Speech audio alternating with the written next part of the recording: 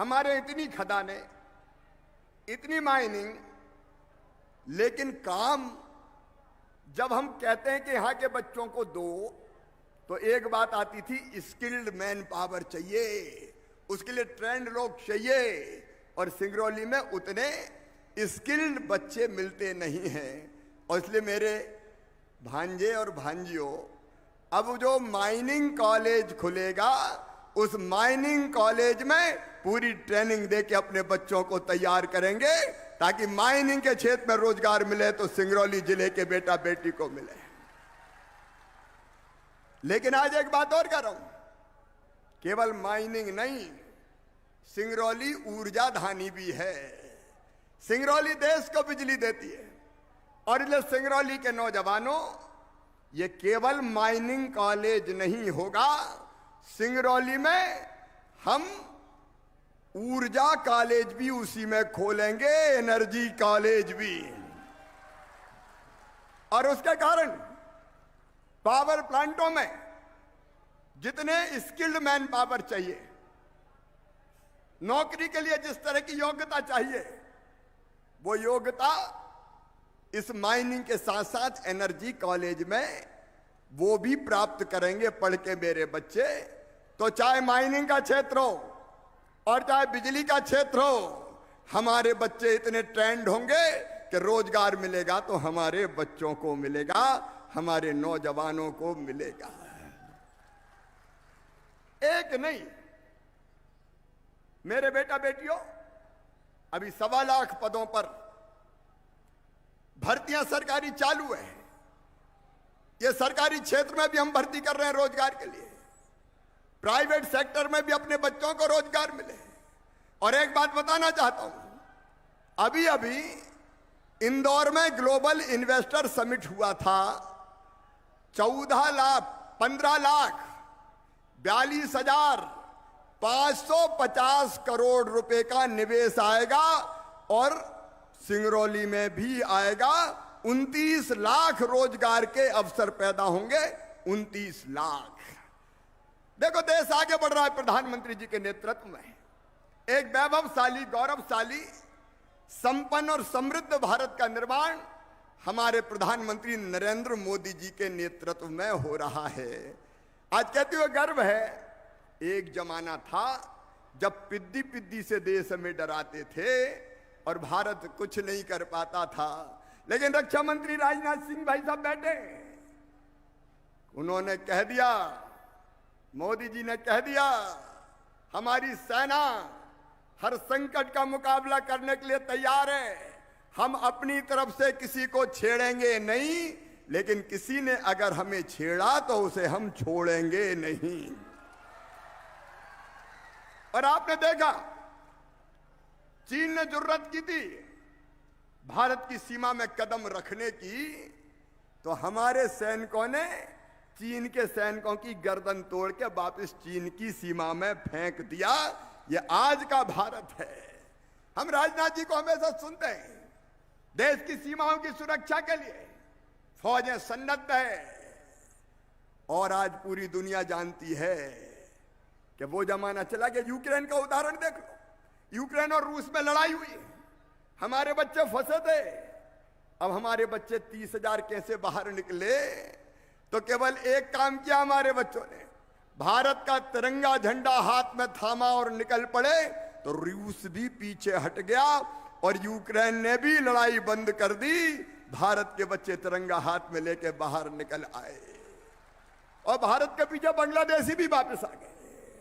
यह आज भारत का सामर्थ्य है, भारत की ताकत है। चारों तरफ हमारे देश का विकास हो रहा है। उस पर मैं विस्तार से नहीं कहना चाहता। जो जो वादे भारतीय जनता पार्टी की सरकार ने किए थे, जो हमारे पुराने संकल्प और सपने थे, आज पूरे हो रहे हैं। अयोध्या में भगवान श्री राम के भव्य मंदिर का निर्माण भी हो रहा है, और उज्जैन में महाकाल महालोक भी बन रहा है। लेकिन आज जो मैं आया हूं, एक बहुत मानवीय कार्यक्रम के लिए आया हूं। आज सिंगरौली जिले में, अकेले सिंगरौली जिले में 25,500 गरीब बहनों और भाइयों को मैं आपको घटना सुनाता हूं। यह योजना बनी कैसे? मैं टीकमगढ़ जिले में, पृथ्वीपुर जिले में मैं दौरा कर रहा था निवाड़ी में, तो एक जगह बड़ी संख्या में जनता खड़ी थी। मैं जनता के पास पहुंचा, मैंने पूछा बात क्या है, तो उन्होंने कहा कि मामा रहने की जगह नहीं है रे। मैंने कहा रहने की जगह नहीं है तो रहते कहाँ हो? बोले रहते तो पिता के घर में, लेकिन वो घर है दादाजी के जमाने का। हमारे दादाजी 4 भाई, उनके 4-4 बेटे हो गए, फिर 4-4 बहुएं आ गई, उनके 4-4 हो गए, तो कुल मिला के इतने हो गए कि एक घर में बने ही नहीं रहे मामा।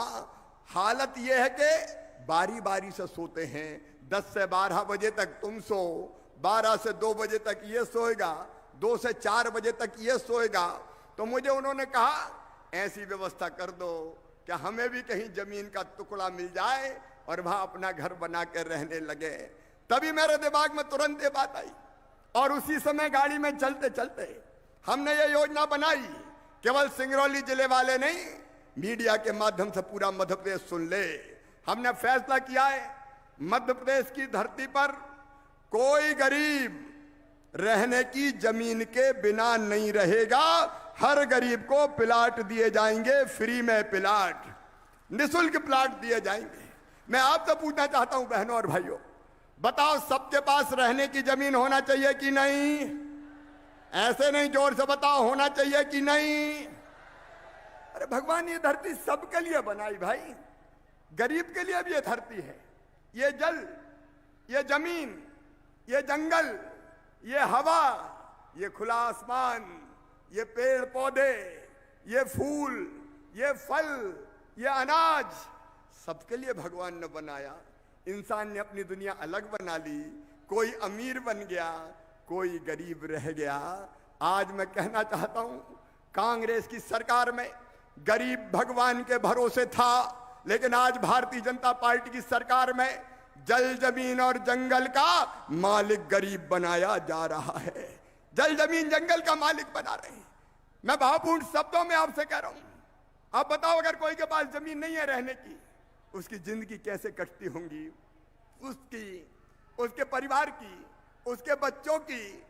कई जगह वो किसी दूसरे की जमीन पर रहते थे तो दादागिरी होती थी, हमारी बात मान और नहीं तो चल भग, ये जमीन तो मेरी है। सुनो गरीब बहनों और भाइयों, मध्य प्रदेश की धरती पर, पूरे मध्य प्रदेश में कोई गरीब जमीन के बिना नहीं रहेगा। एक तरफ जब हम उद्योगों के लिए जमीन देते हैं तो गरीबों को जमीन क्यों नहीं देंगे?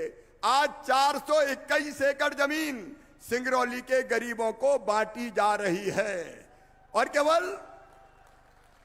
केवल सिंगरौली में नहीं बटेगी, पूरे मध्य प्रदेश में बटेगी। सरकारी मिलेगी तो सरकारी बांटूंगा, और सरकारी नहीं मिली तो खरीद खरीद के दूंगा, लेकिन कोई गरीब जमीन के बिना नहीं रहेगा। हर एक के पास अपना जमीन का टुकड़ा थोड़ा सा हो, जहां पूरे स्वाभिमान के साथ वो अपने परिवार के साथ रह सके। यही तो सामाजिक न्याय है। पंडित दीनदयाल उपाध्याय जी ने यही भारतीय जनसंघ के समय हमसे कहा था, ये गरीब तुम्हारा असली भगवान है, इसकी सेवा कर लो तो समझो भगवान की पूजा हो गई। आज का कार्यक्रम गरीबों की सेवा का अनुष्ठान है मेरे बहनों और भाइयों, गरीबों की सेवा का अनुष्ठान है, और ये पूरे मध्य प्रदेश की धरती पर चलेगा। प्रधानमंत्री श्रीमान नरेंद्र मोदी जी ने गरीब कल्याण योजनाएं बनाई है। सुनो मेरे गरीब बहनों और भाइयों, मैं सबसे ये कहना चाहता हूं, जीने के लिए क्या चाहिए? रहने के लिए जमीन, उसका इंतजाम हम कर रहे हैं, धीरे धीरे पूरे मध्य प्रदेश में हो जाएगा। फिर रहने को मकान, प्रधानमंत्री आवास योजना के अंतर्गत 38 लाख मकान अब तक मिले थे, 34 लाख बना के तैयार कर दिए, 34 लाख बना के तैयार कर दिए। आगे मकान बनाने का क्रम जारी रहेगा, और जमीन के पट्टे के लिए यहाँ कलेक्टर है, कमिश्नर है।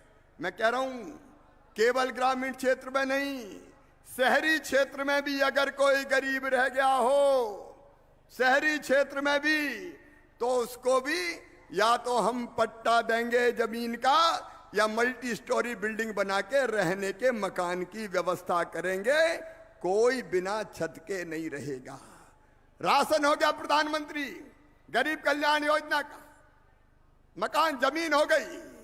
और तीसरी चीज मैं कहना चाहता हूं, मुझे कहते हुए गर्व है, मध्य प्रदेश की धरती पर एक तरफ जब हम सीएम राज स्कूल खोल रहे हैं, आज सीएम राज स्कूल भी हमने खोले, आज फ्लाईओवर भी बन रहे हैं, आपने सुना में विस्तार बनी जा रहा।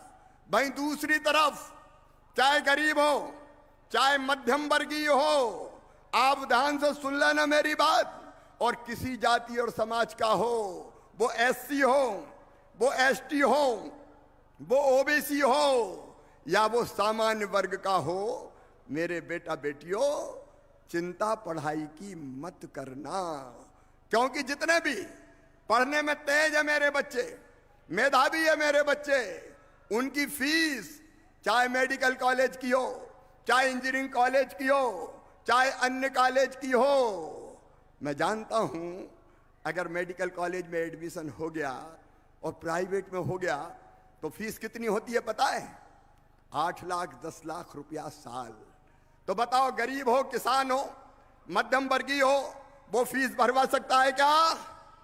अरे ऐसे नहीं, जोर से बताओ, भरवा सकता है क्या? तो उसकी फीस कौन भरवाएगा? अरे कौन भरवाएगा? तो उसकी फीस मम्मी पापा नहीं भरवाएंगे, मामा शिवराज सिंह चौहान भरवाएगा, भारतीय जनता पार्टी की सरकार भरवाएगी। और ये मैं केवल कह नहीं रहा, 2.5 लाख बच्चों की फीस भर रहे हैं भाई, मेडिकल कॉलेज की, इंजीनियरिंग कॉलेज की, आईआईटी की, आईआईएम की, और केवल देश में नहीं विदेशों में भी फीस भर रहे हैं। एक बच्चे की 64 लाख फीस हमने भरी है। जो प्रतिभा का धनी है और जिसके परिवार की आमदनी 8 लाख रुपए तक है, 8 लाख रुपए से ज्यादा अमीर होता है, मैं उसकी बात नहीं करता। 8 लाख रुपए तक की जिनकी फीस है, 8 लाख रुपए तक की जिनकी आय है, उनकी फीस भरी जाएगी। तो तुम तो पढ़ना रे भांजे भांजियो, चिंता की जरूरत नहीं है।